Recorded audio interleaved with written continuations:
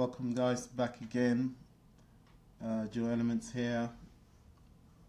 We're about to dive into part 2 of editing a short film or short movie in Davinci Resolve 14. So as usual, we're gonna wait for about 10 minutes, then we'll kick off. We're just continuing from where we were left off last week, Tuesday. So we're gonna wait for about 10 minutes and then we'll kick off.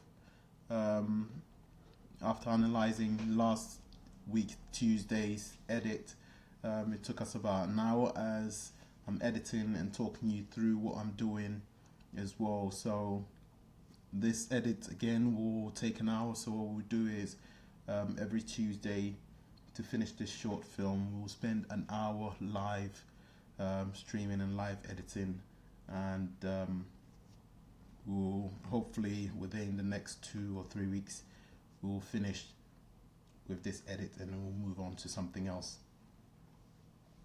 So in about 10 minutes we'll kick off from where we left off last week Tuesday.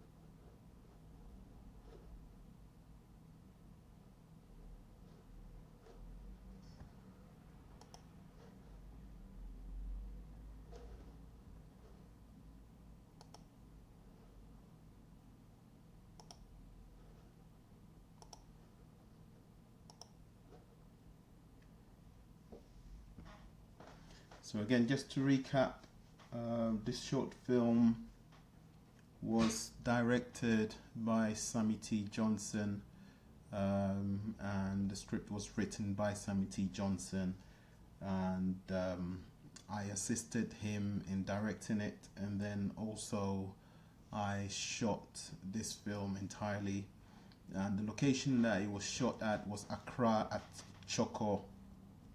Yes, at Choko, unexpected. It's a very lovely place to shoot, lovely people around in the neighborhood. It's unfortunate there is not a lot of trees around there, so when it's sunny it's really hot. But besides that, the project was very nice and successful, and it is time to edit it and put it out for you guys to see this interesting story or short story written by Sammy T. Johnson. Got another 6 minutes, 7 minutes. We're gonna kick off with the editing, and if you have any questions to ask, do go ahead and comment in the live stream. I can reply immediately. And also last week someone mentioned that they couldn't download the software for some reason. If you have tuned in, do let me know whether you managed to download the software and whether you managed to install it, so that we can continue from there.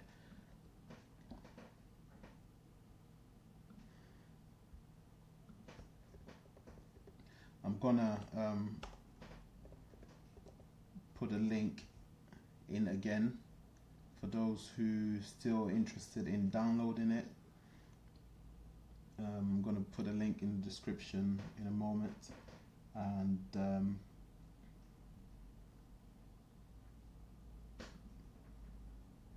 if you do want to download it, you're more than welcome. There is a free version and then there is a paid for version. The free version is practically exactly the same as the paid version. It's just that the paid version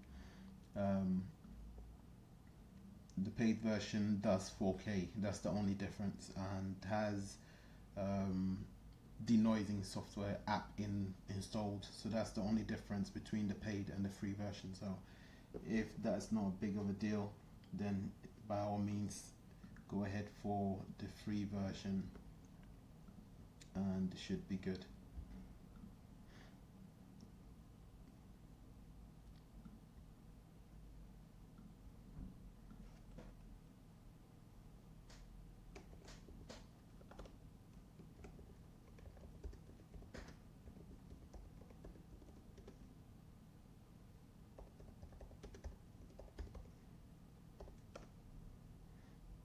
So I have included the download link to the software that I'm running currently, or that I'm using to do this editing, beneath the title of this post. So if you are interested in the software, just use the link below this title and download the free version. When you click on the link, it will take you to the site, and you see an arrow at the bottom on the main screen saying download. So if you click on that download link, you've got 4 options. The ones you want to choose to install is the public beta, the one that says public beta, not the studio version, in both the Davinci Resolve 12.5.6 and the Davinci Resolve 14. So you want to click on the whether you're using Mac OS X or whether you're using Windows or Linux, click on the one that says public beta on Davinci Resolve 14 or Davinci Resolve 12.5.6. Those are the free ones, and I believe they are on the left side of your screen. So you can choose any of the operating system that you're running on your computer, and then click that side of the screen to download the software. The one on the right, you can download it if you have a license, which means you have to have a dongle for it. If you have that, by all means, go ahead and use that to download the software. Just a quick overview once again. The last time, Davinci Resolve is the industry standard editing software, or should I say color correcting software, for the past decade, and that's what they use to color correct Transformers, Iron Man, Superman, Taken, Lucy, a lot of those big budget movies, Pirates of the Caribbean, a lot of those big budget Hollywood movies are color graded in Davinci Resolve. Now, not necessarily in the software, but they've got a hardware version as well.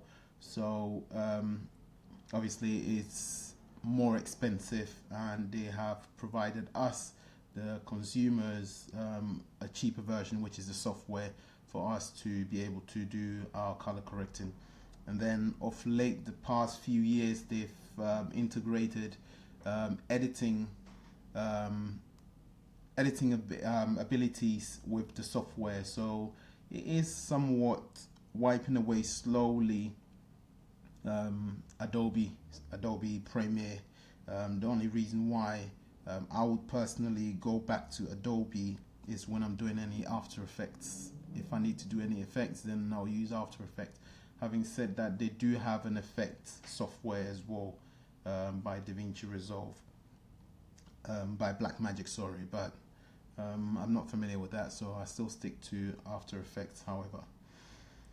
So we've got 2 minutes, so then we're going to kick off, and I'll urge you to actually download the software, play with it, and see how you feel about using it. Perhaps you'll cut down a lot of the costs in terms of using Adobe Suite. Just to declare as well, by no means am I getting paid to do this tutorial. I've had a couple of people asking me and inboxing me directly or privately, asking me whether I'm getting paid to do this live stream on Facebook. No, I'm not getting paid at all. It's out of free will, and my intention is, with the little skills or the little knowledge that I have, to share it on my platform for other filmmakers like you and I to actually to learn from each other. So I've put that up here just so that you can learn something from me and I can learn something from you.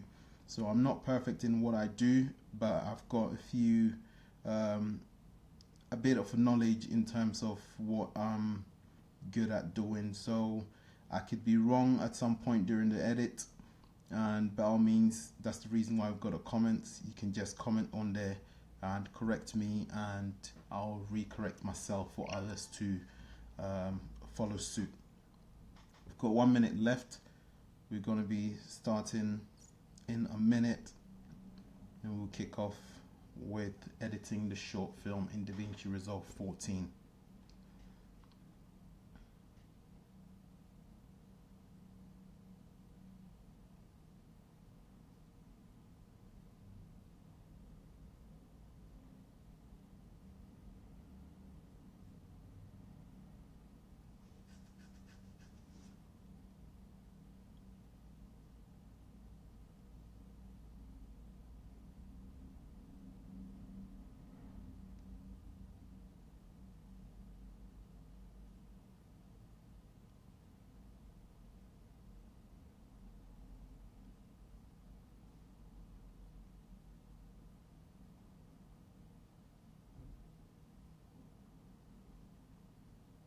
So, as I mentioned last week, my process of editing is as soon as I get the files onto the editing bay, I'll shortlist it, which we did last week, and delete or remove any of the scenes or the shots that I don't like or don't want to use in this short film.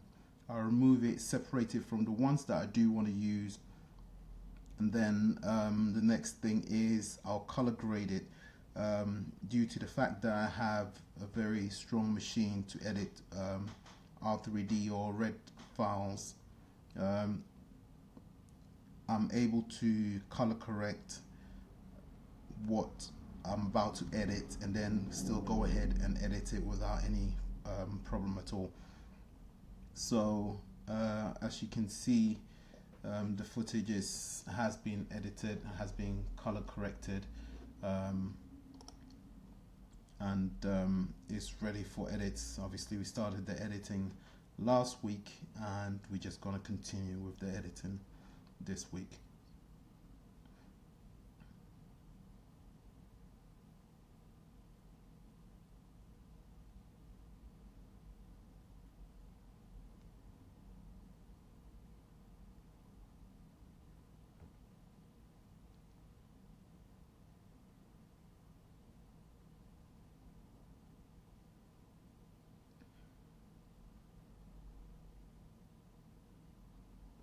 So as you can see with, let me just open one of the clips. As you can see on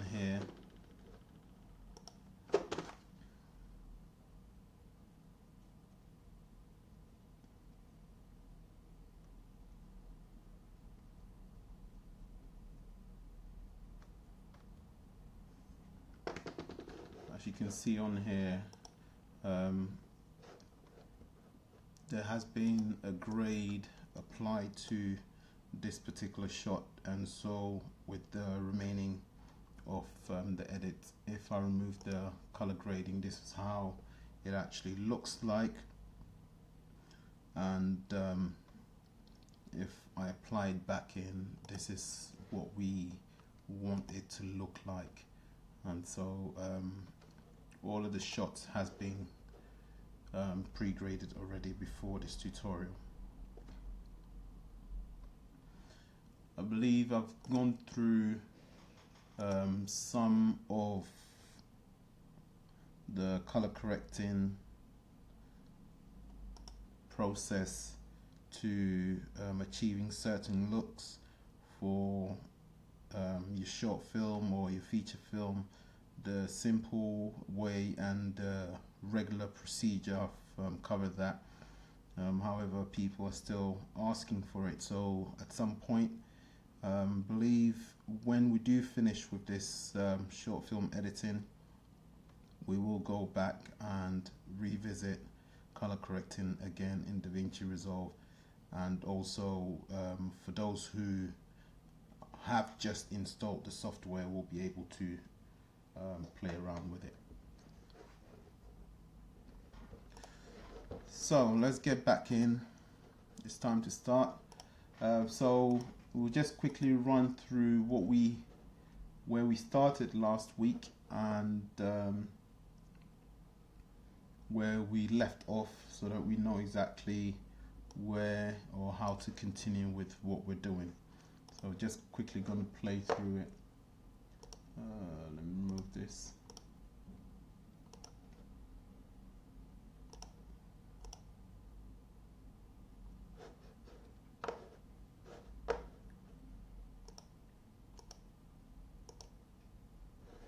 Right, so the shot on my right hand side, on your right, is a preview of what I want to show or I want to be using next. And then the one on my left hand side is a preview shot, and then the one on my right hand side is the shot that we are actually in at the moment that we have edited on our timeline. So just to recap, the way I edit, I tend to leave somewhat about 30 seconds to 50 seconds, maximum 1 minute worth of free space in the beginning of the timeline, and then from there I'll build my sequence or my build on the remaining side of the timeline. The reason being is because I leave this space for introduction of the movie, perhaps the title of the movie, and also things like the company logos and many more. So all of that is just being left at the beginning of the scenes or at the beginning of the film, and then from there I continue my build. So let's go through with what we got so far from last week and where we're going to continue. Let's just watch it.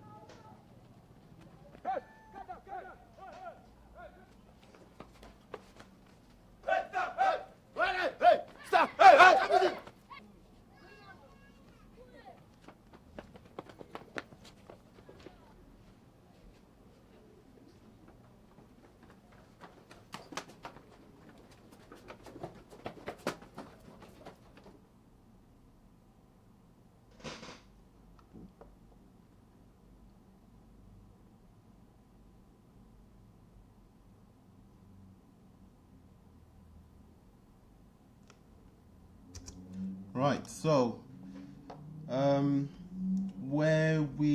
the decisions or the choices that we made in this introduction edit was to start with the two kids playing their game in the middle of the street, not revealing a full or an establishment shot as of where they're playing the games, and then from there we went straight into where the chase is taking place, throwing off our audiences to think that this chase is taking place surrounding where the kids are playing, or the chase is coming towards where the kids are playing. And then from there we went into even more to throw off the viewers, was to bring in a group of ladies running as well for whatever apparent reason, and then all of a sudden the guy starts chasing the ladies as well, and we block it off right there. And then from the continuation of the two guys being chased, we ended the scene, and then we went into the title. So after the title, then we started the beginning of the actual sequence. So that was supposedly the introduction of the film, just so that we can get our audiences to sit down and get their attention once the movie starts. So instead of starting the movie as usual, very slow, and then building up the action and following that linear edit, we decided to do it non-linearly. So we throwing people all over the place, throwing their attention straight onto the screen once they sit down and the movie kicks off. So that was the technique that we're using. So we were left with putting in sound effects for the beginning of the title sequence. So what we're doing is we're going to be using Pro Scores. I believe a lot of you are aware of the sound pack from Video Copilot, and also what I tend to do is build a little sound myself, so that I can use that to blend it in with the original or with the what is it called, the sound that I bought or purchased from Video Copilot, so that it would not be strictly Pro Scores sound effects. So I went ahead and created this sound. I'm just going to play through it quickly.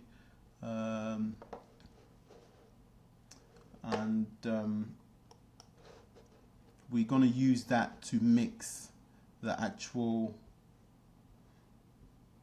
sound effect that we're going to be putting in.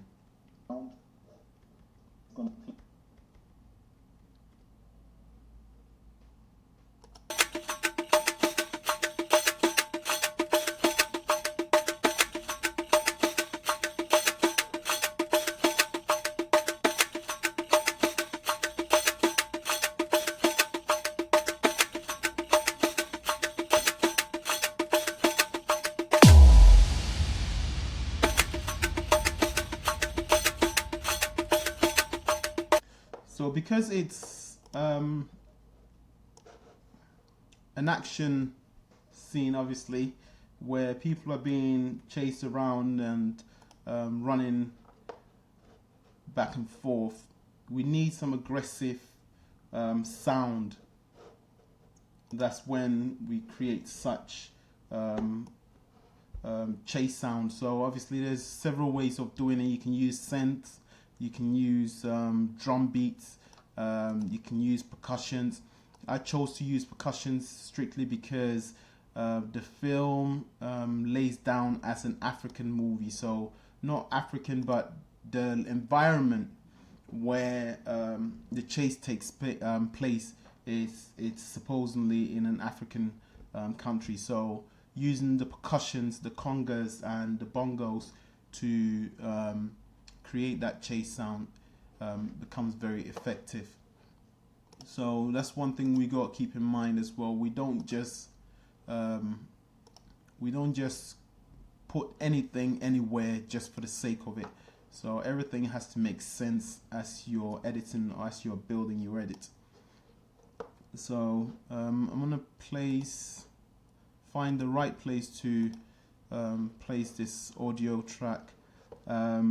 What I did is I calculated from where the chase starts, which is about here, from there till where I want the sound to end. So supposing the length of the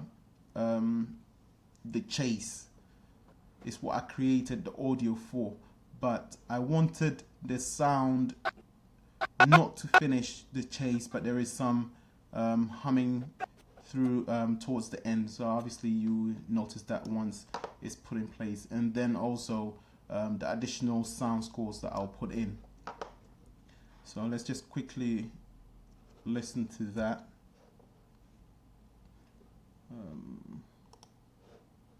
And then find the right place to actually place it. It's going to be silent for a second so that I can listen to the audio myself.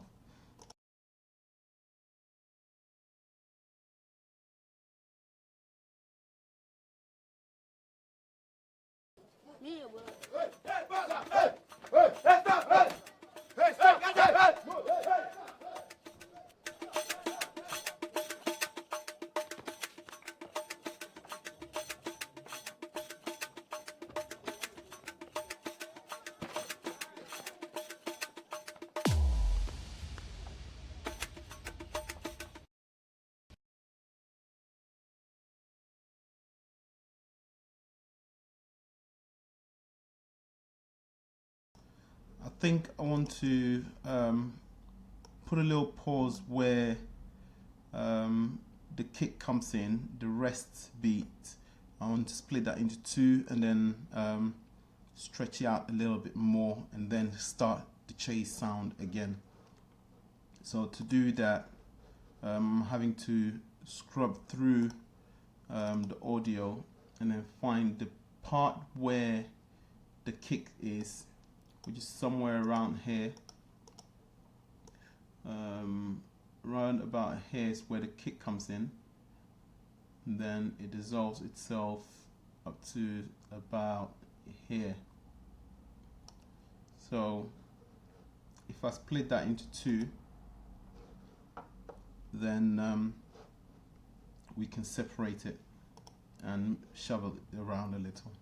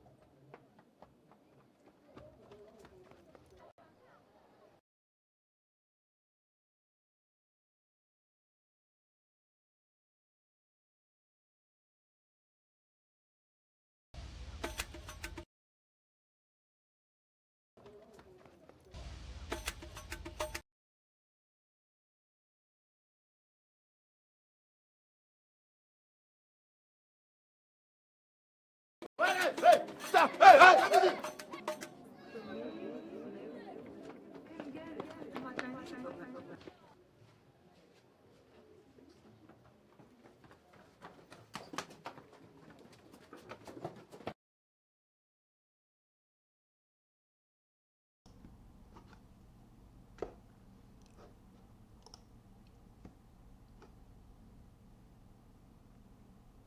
Right, so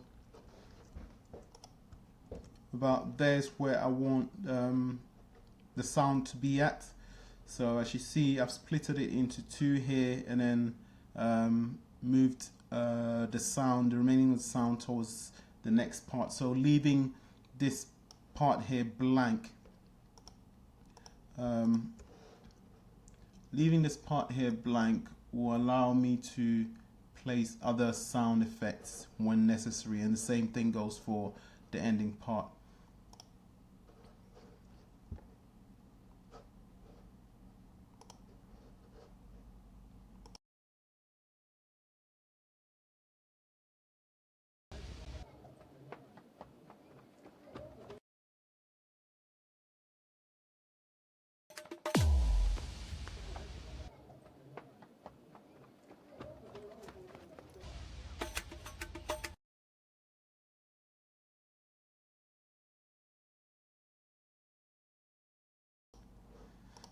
Right, so what I'm gonna have to do is fade the end of the first part and then fade the beginning of the first part and then the end of the fade the beginning of the second part and then the end of the second part. So just simply gonna drop in crossfade into the beginning and the end, and that will give me that fade so I don't really have to play with it much. Let's concentrate more onto everything else. So what we're gonna do now is import the additional sound scores or sound theme sound, or whichever you want to call it, that we want to create and build the sound around. Luckily we have the footstep sound in place, which was pre-recorded, and so we don't have to worry about it. So what we're going to be doing is just the sound scores strictly.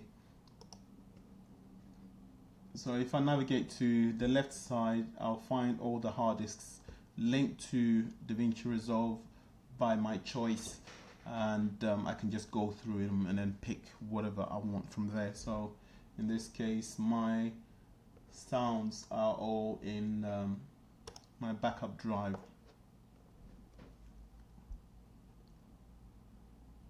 Things run a little bit slower than usual. That's because I'm running Davinci Resolve and then I'm running internet and then also the live stream app at the same time. So the computer is having to process a lot of things, hence the reason why when I'm clicking or playing through the footage, it tends to be a little bit lagging. So bear with me with that.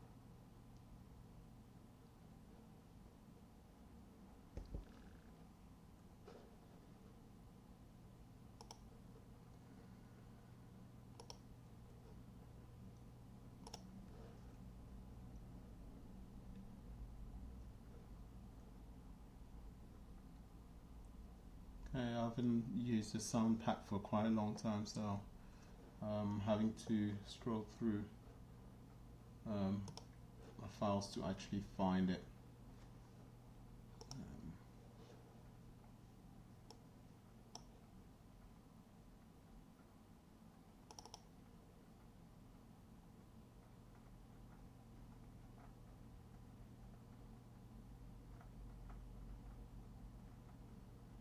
There we go, Pro Scores.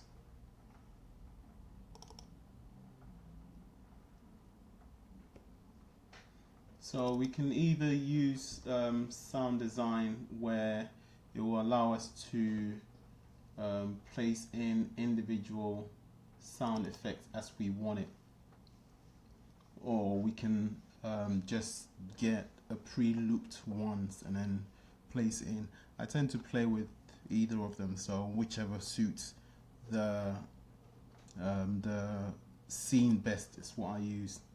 And obviously those are editing choices that as an editor you go and make. So let's go through it and see.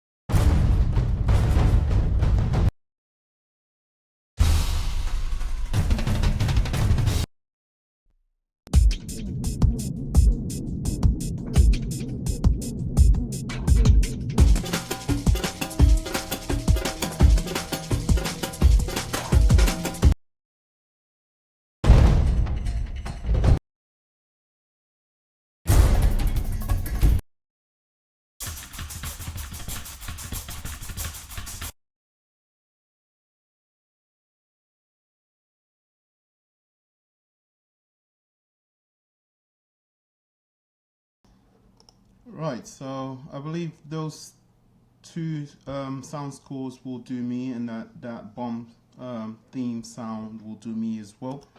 So what the process that is supposed to be following is on the right hand side, as we discussed the other day.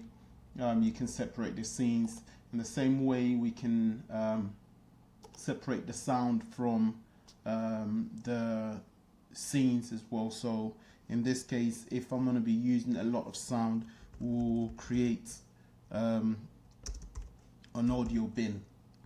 So in here, I'll keep all the audio by just selecting the audio, and then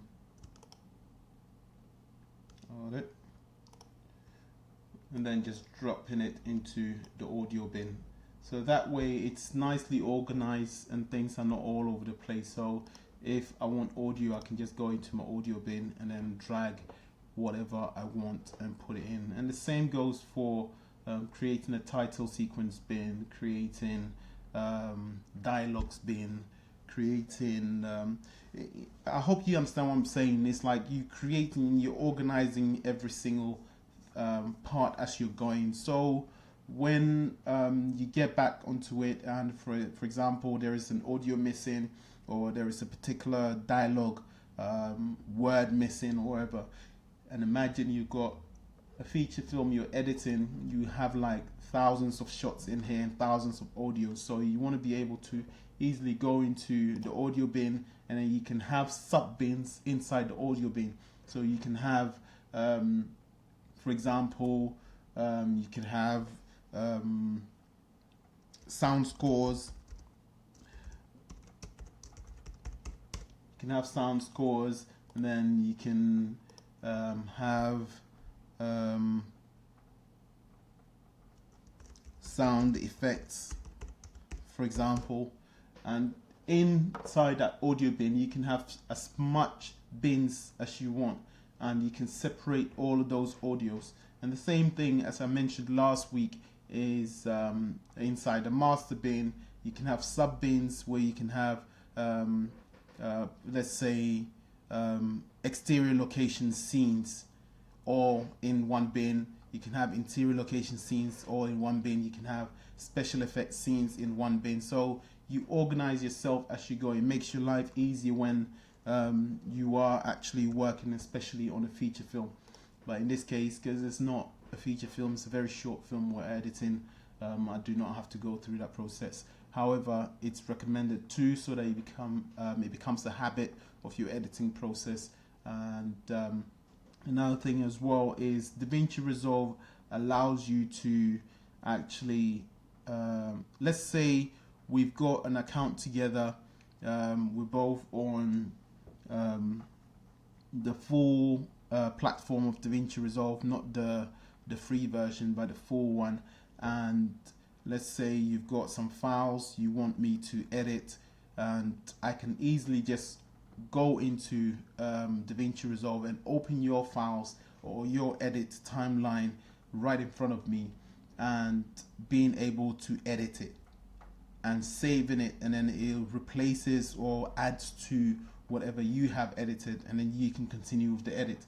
So because Davinci Resolve is such a professional platform, imagine I'm the one doing the edit, and then you're the one doing the color grading, and then someone else is doing the fairy lights, the audio mixing. So you get like 3 people working on one project at the same time simultaneously without any problem. So having this ability to be able to organize things on the side, it makes it so much easier for another editor to easily take over, and knowing where everything is or where to find whatever's necessary that he needs to continue or finish the edit. So it's very, very powerful in terms of working in a team on a project. So having said that, let's just continue. Let's see where we can actually place our audio and the sound effect.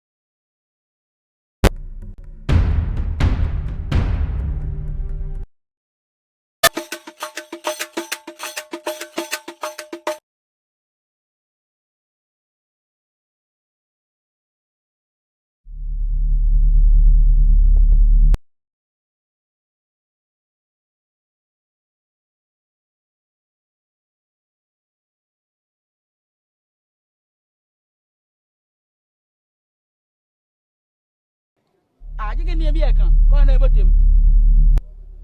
I'm a child of the you bring you.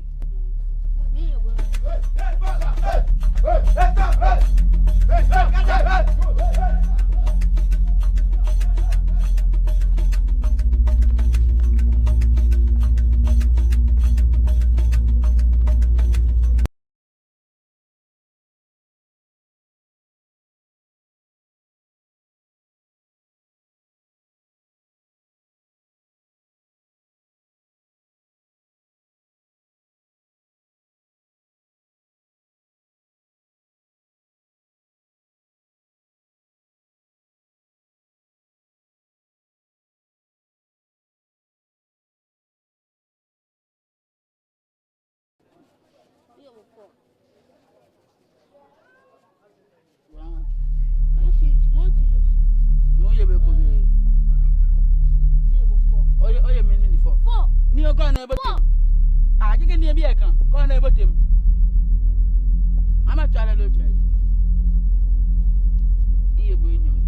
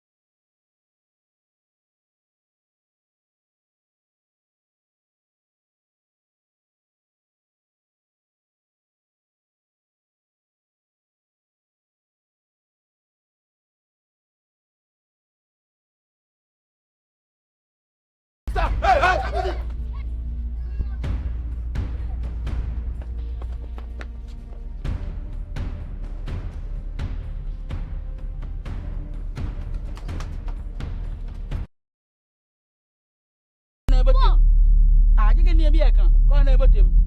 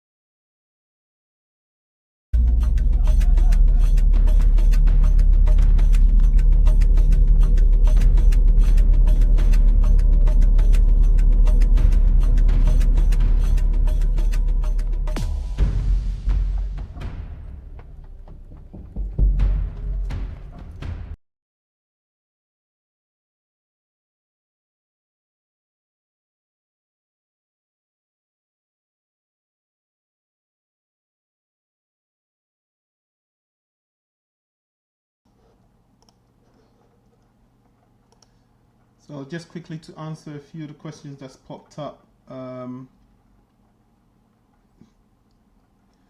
We have Max and Dutch. Question is, can the software edit data from other cameras apart from Blackmagic? And yes, as I mentioned, this is the industry standard software, so it will edit any camera footage straight down from consumer cameras straight down to Red Epic, all the way down to Arri cameras. So yes, it's not strictly made for Blackmagic cameras. It was just fortunate that they released it at the same time as an add-on gift for people who purchase Blackmagic cinema camera or production camera, and I believe included the pocket camera. But yes, it edits all sorts of camera files. And I think we've got Scott Liverque is asking, using Resolve and Adobe for the cropping. No.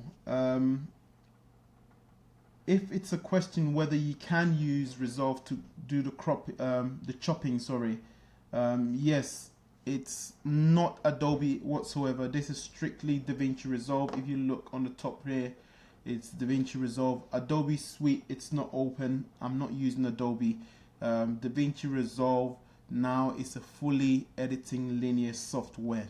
So you get all the parts to be able to edit a feature film in Davinci Resolve, which makes very, very much sense. You will start straight from your shortlisting, straight down to your color correcting, straight down to your editing, and then to your delivery. So Davinci Resolve is a complete editing linear software right now.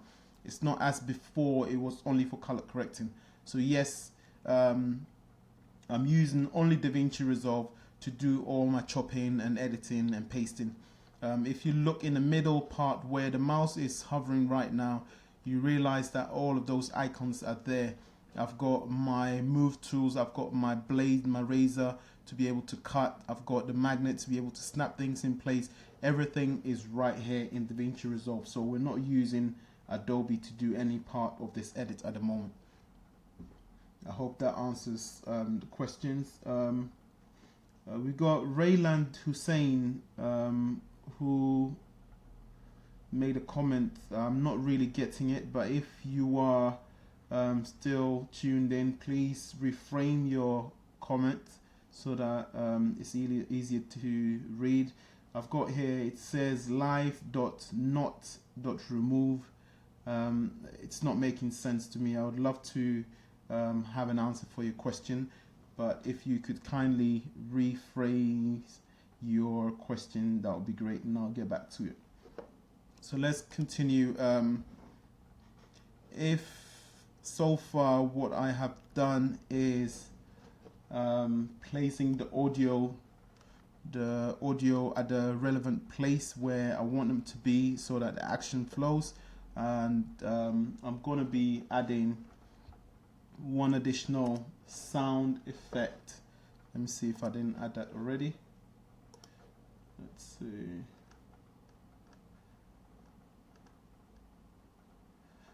Right, so I'm going to add one additional sound effect to introduce the title, which I have not named yet, but we will in a little while. So I'm going to introduce that with another sound effect, and I believe we'll be using, let's see.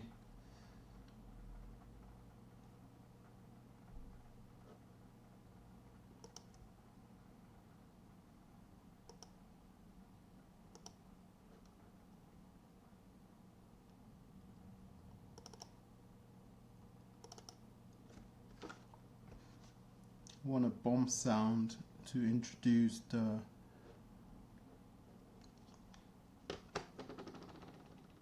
title.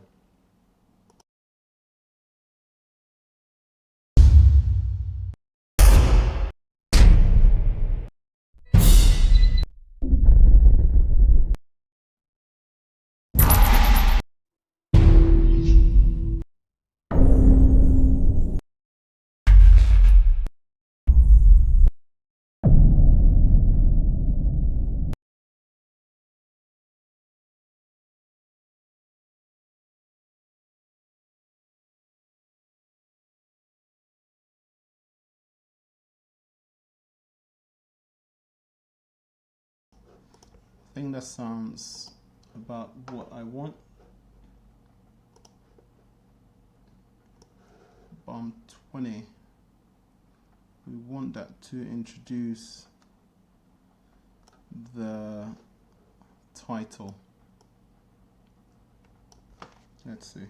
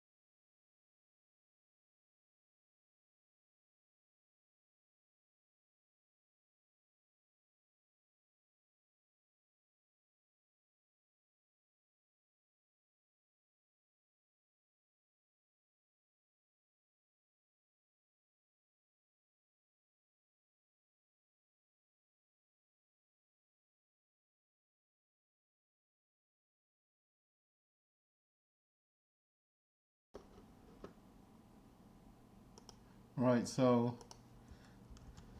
been silent for a while, getting really into it. So what I've done is create the sound effect, or put the sound effect in place for the title, and as you can see, I've put some movement into the title instead of it just being stagnant still. So it adds sound, it adds how should I put it? It adds some sort of feel or mood to the film or the title.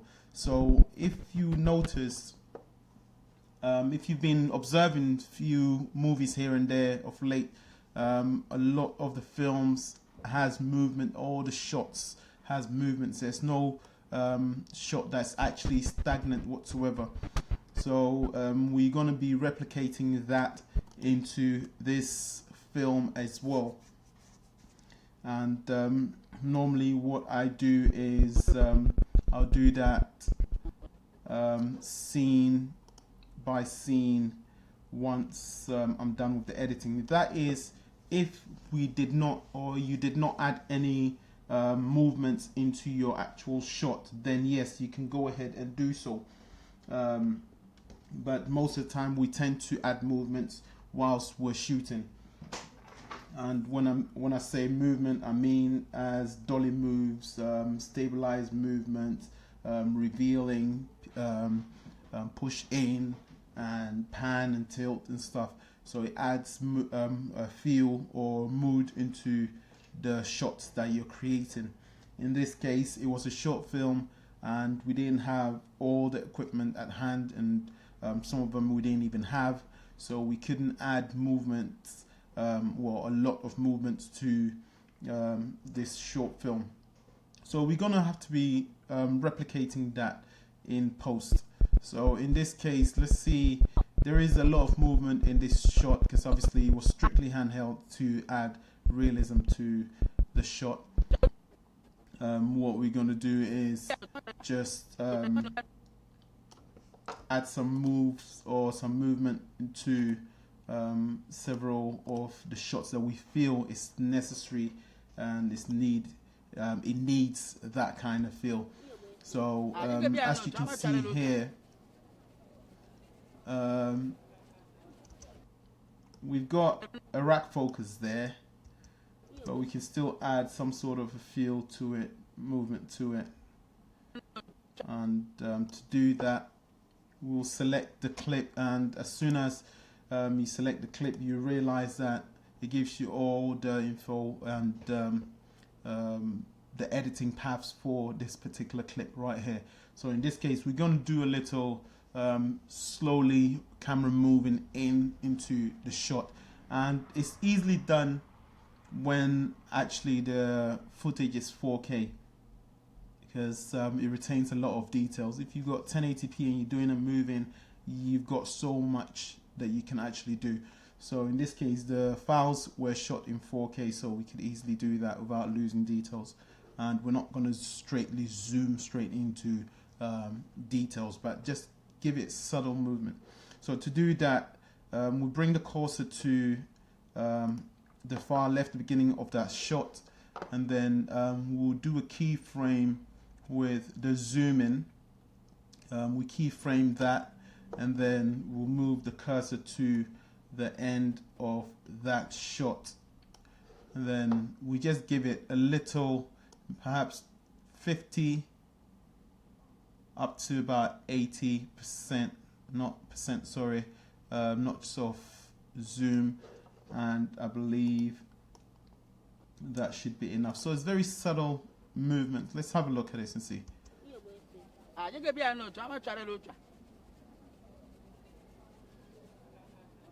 So as you can see, let me quickly turn off the color grades so that it'll play a little bit better. Let's try that again. To the beginning of the shot. Let's play that.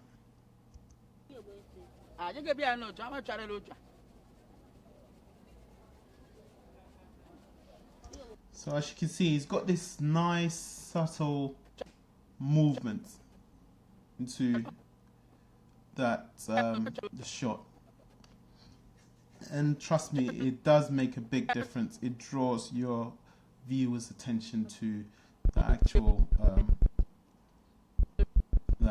film. So this shot here has a lot of movement already, so we won't have to add any movement to it. What's the next one? Is the running. The running has a lot of movement as well.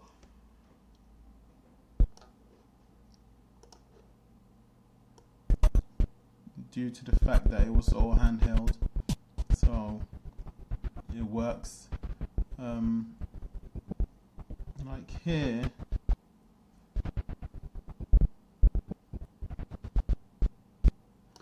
we can try something different here. Let's see.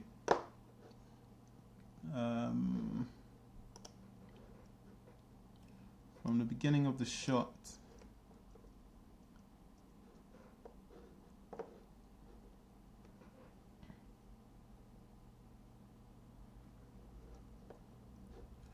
again, we're gonna add a movement to that. We keyframing the zoom from the beginning of the shot, so about here.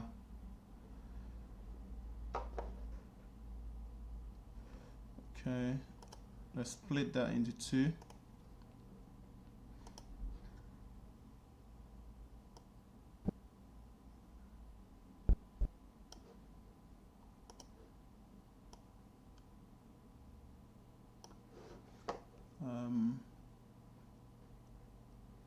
Let's add a little bit of harsh zoom and see what happens right here.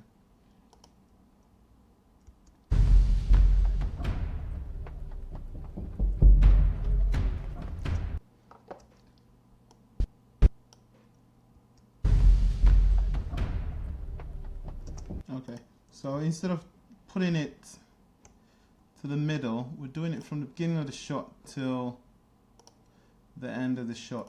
And actually it was quite interesting seeing that movement. And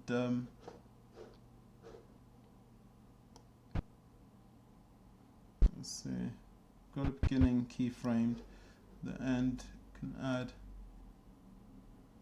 120. So we're zooming in into the shot just to add tension to that. Let's see how that looks like.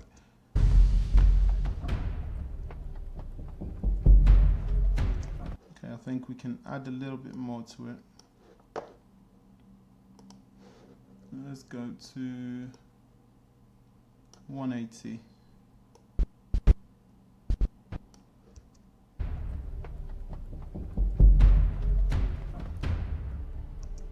Yeah. Push it up to 210. 220. Let's see how that looks like.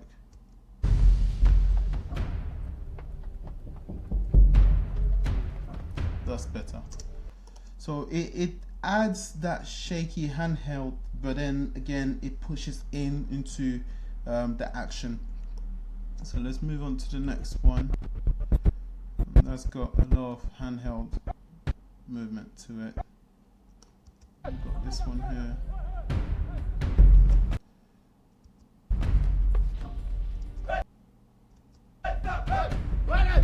Stop! Hey!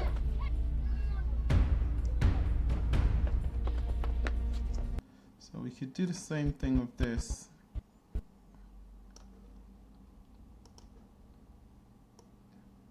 Push in again. Keyframe from the beginning, push it to the end, and then we can zoom in. Let's see how that will play off.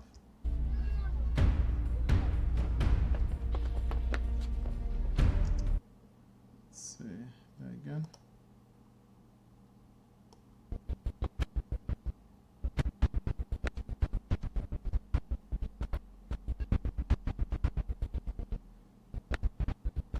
Yep. So that's got a little subtle movement as well.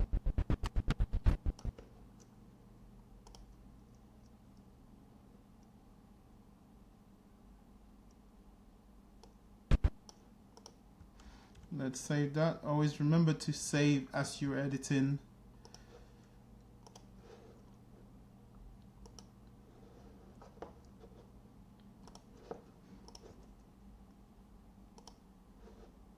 Alright, let's go back and remove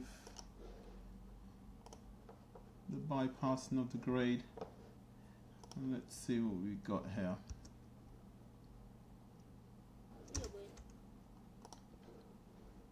Right, so let's go right here. Full screen.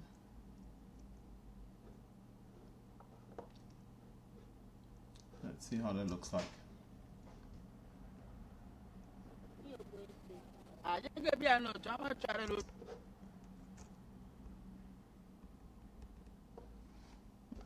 Okay. Let's quickly check and see what we've got so far with the sound and everything else.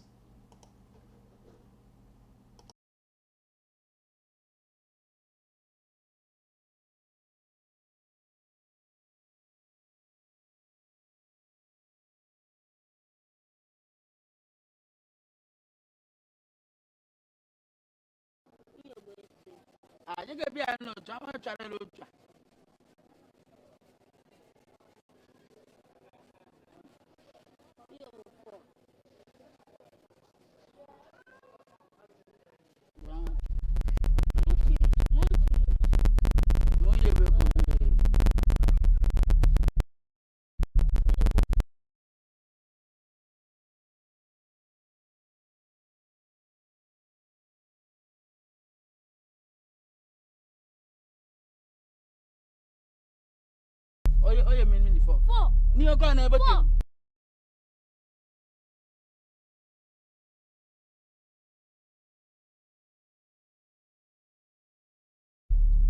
You can near me a can. Gonna able to.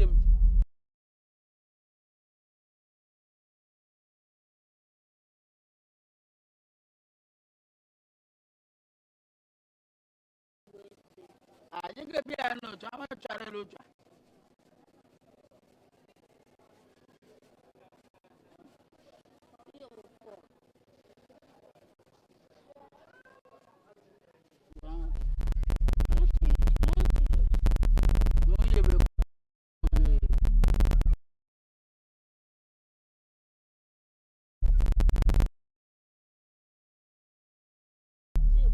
Oye, mini four.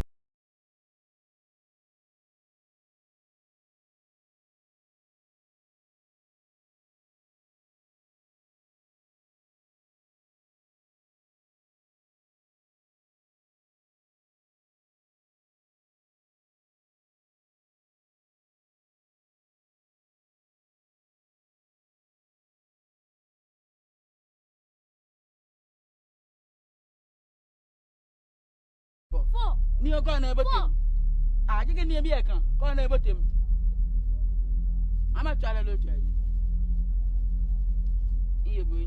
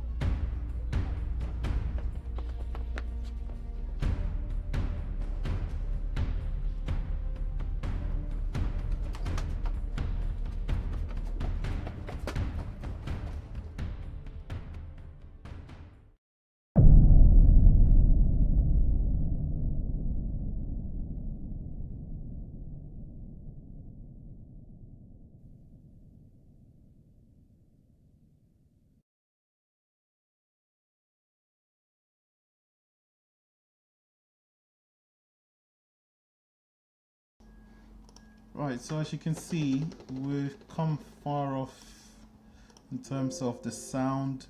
It's working very well at the moment. I saw a blank screen right here, so I need to fill that in.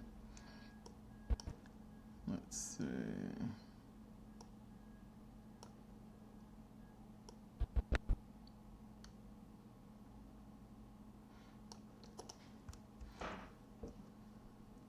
Yep, we've got about 7 minutes left to actually round up this tutorial. Let's see on a big screen, see how that looks like.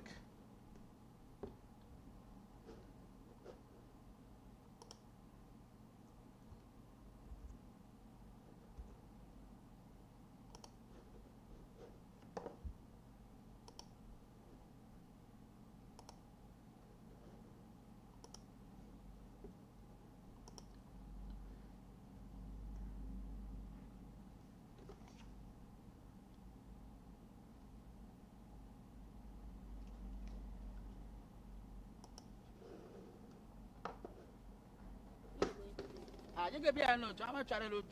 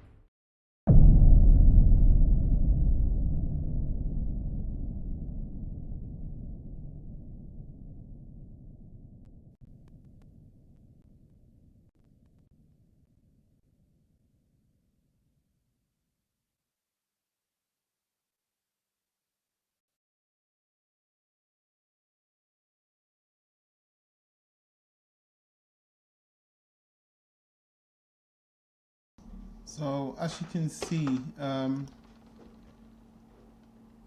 we've covered a lot of the sound, and the only sound effect that I realized we need to put in place is where the little boy, where the guy flicks the seed. That's the part that we need to fill in. Besides that, the sound for a beginning scratch is quite good. Let's see if we could get the flick put in. I believe it's here somewhere in the beginning. Yeah.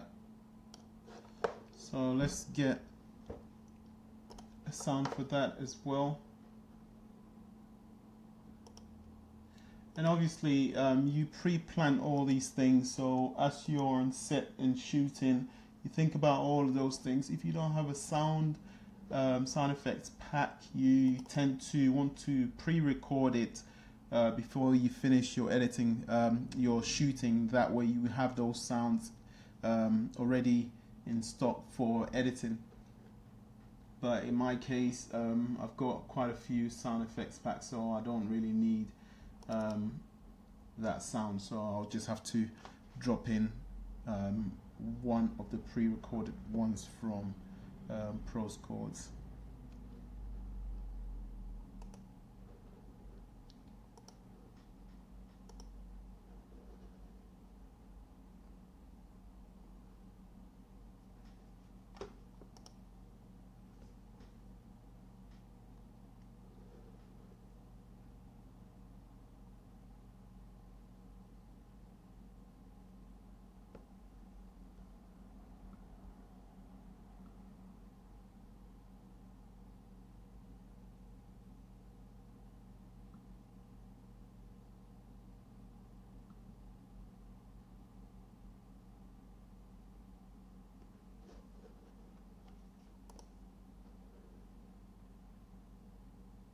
I have noticed that there is less flickering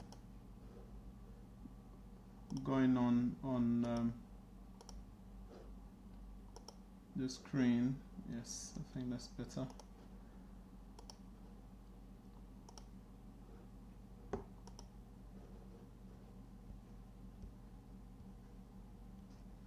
Hopefully it's corrected on YouTube, on Facebook, sorry.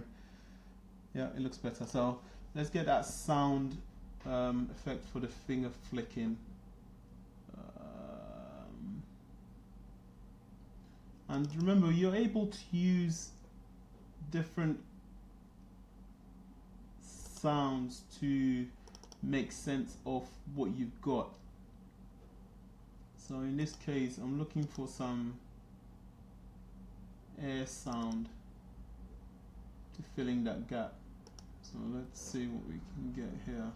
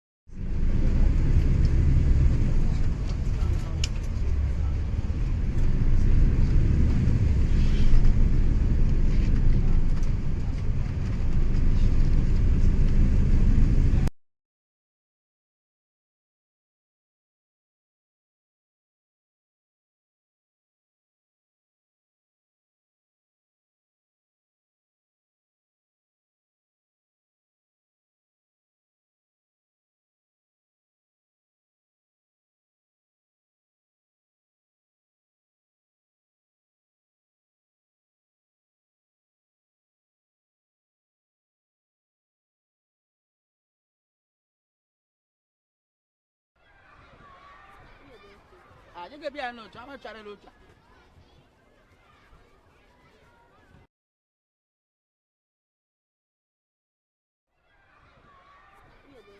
Ah, you get be no, I'm a child.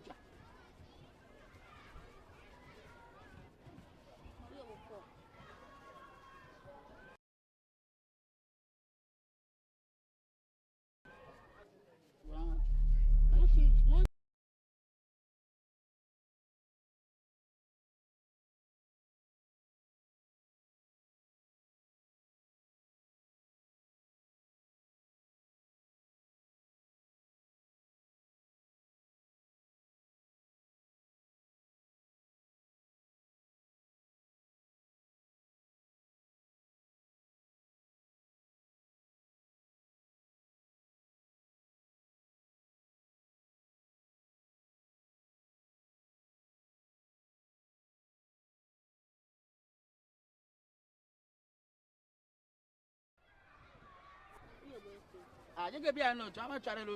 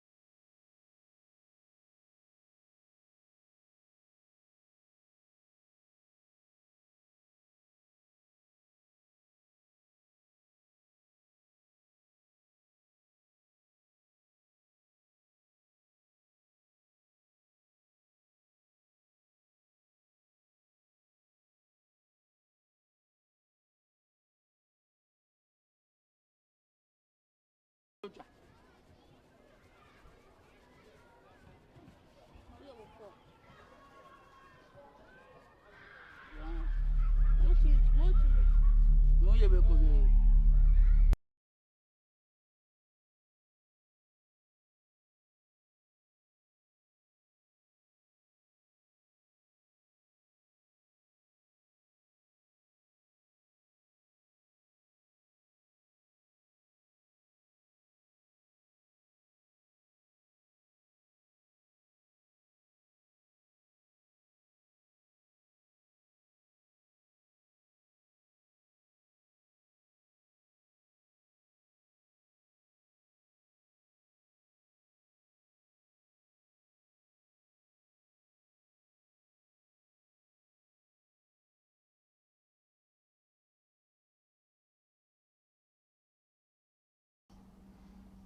So we're gonna play it one more, then see how it all sounds like. So we've put in the kit playing ambient sound, and then we've also added in a little bit of birds squeaking sound effects in there, just to layer it a little so that it becomes more natural.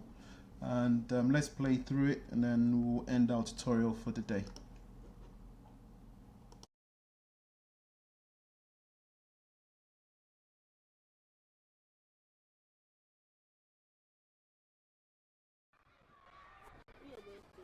You can be a note. I'm a channel.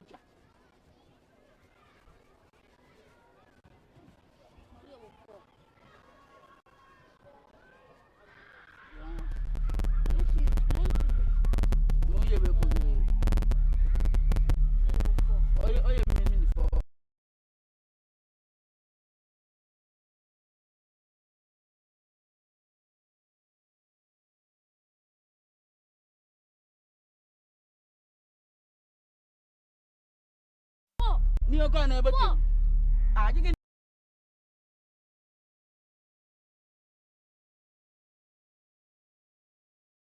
can be a can go on about him.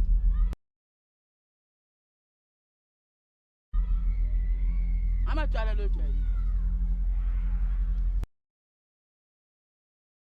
You bring him.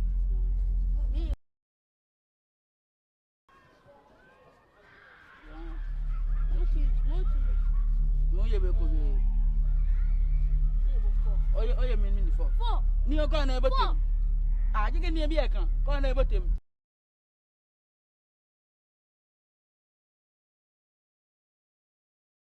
So there was some distortion with one of the audio tracks as is being played back, and obviously that's audio 5. It seems like it's clipping, so we've turned it down. If it still continues doing that, that will be strictly because of the fact that the computer is processing a lot of things, but hopefully this should clear it. So let's play through it one more, and then we end our tutorial here.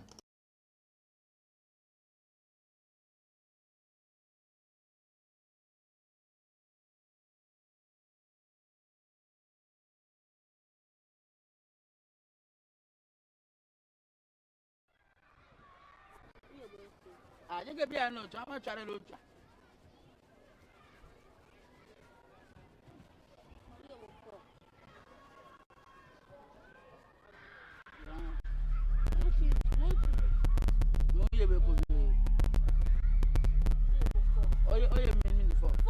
You're gonna but you can be a can go on about him.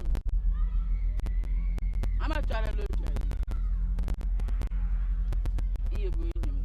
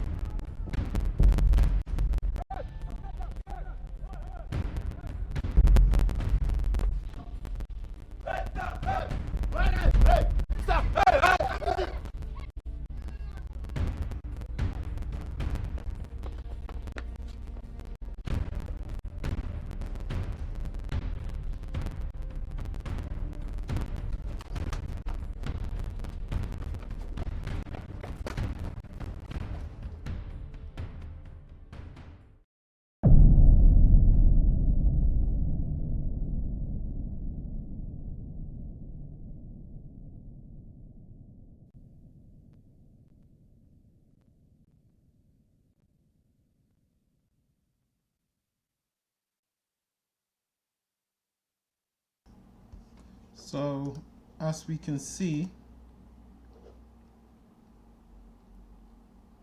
it's all fine for now. So we've created the introduction to the actual movie.